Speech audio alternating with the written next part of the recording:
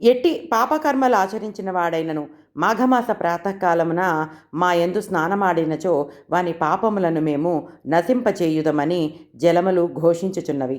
మాఘ స్నానము చేసిన వానికి సంసార భయము లేదు. ఆడంబరము కొరకు గాని భయము చే గాని బలవంతముగా గాని మాఘస్నానము చేసిన వాడు పాప విముక్తుడై పుణ్యాత్ముడగును.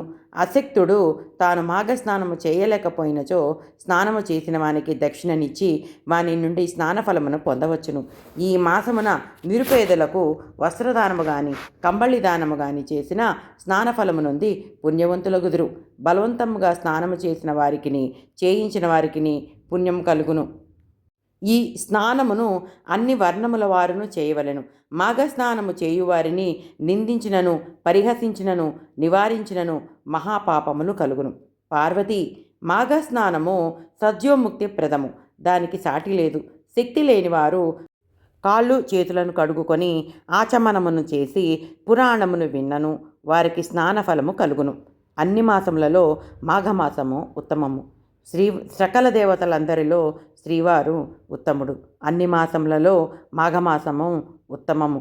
వృక్షములలో అశ్వత్థ వృక్షము ఉత్తమము. తేజస్వంతులందరిలోకి సూర్యుడు ఉత్తముడు. శాస్త్రములన్నిటిలో వేదములు ఉత్తమములు. కావున మాఘమాస స్నానము చేయువారిని నిందించినను నివారించినను మహాపాపములు కలుగును. 4 వర్ణముల వారిలో బ్రాహ్మణుడు ఉత్తముడు. పర్వతములలో మేరు పర్వతము ఉత్తమము. కావున మాఘమాస స్నానమును అంత పుణ్యప్రదముగా చెప్తారు సుమా. దిలీప మహారాజు మాఘస్నాన మహిమను తెలుసుకొనవలనని తమ కులగురువైన వశిష్ఠ మహర్షి ఆశ్రమమునకు వెళ్ళెను. గురువును దర్శించి నమస్కరించి మాఘమాస స్నాన మహిమను తెలపగోరెను. వశిష్ఠ మహర్షి దిలీపుని ఆశీర్వదించి ఇట్లనెను: నాయనా దిలీప, నీ కోరిక విశిష్టమైనది. మాఘమాసము చాలా విశిష్టత కలిగినది. మాఘమాసము శివకేశవ ప్రీతికరమైనది. ఆ నెలలో చేసిన పుణ్యకార్యములు ఇతర దినములతో చేసిన పుణ్యకార్యముల కంటే ఎక్కువ పుణ్యమును ఇచ్చును. మాఘమాసమున ప్రాతకాలమున చేసిన స్నానమే సర్వపాపములను పోగొట్టి అక్షయములైన పుణ్యఫలములను ఇచ్చును.